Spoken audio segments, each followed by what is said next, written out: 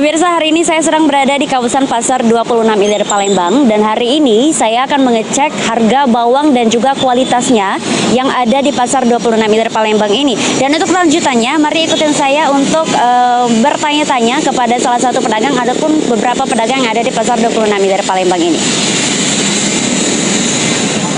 Nah pemirsa, sekarang ini di samping saya ada salah satu pedagang bawang yang ada di Pasar 26 ini. Dan kita kenalan dulu pemirsa. Kakak.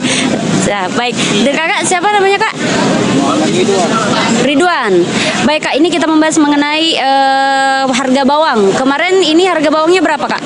Kalau minggu-minggu kemarin 12.000, 15.000. 12.000, 15.000. Kalau untuk kualitasnya sendiri kak?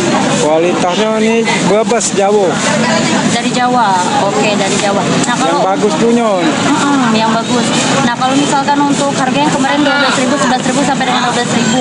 Nah, untuk sekarang ini berapa harganya? Sekarang 28. 28, berarti mengalami kenaikan ya? Iya. Mengalami kenaikan. Kalau misalkan untuk kenaikan ini sendiri, peminat dari masyarakat sendiri bagaimana kak? Masih lancar. Lancar, masih banyak peminatnya. Masih banyak peminat. Ini khusus untuk bawang merah. Kalau bawang putih sendiri kak?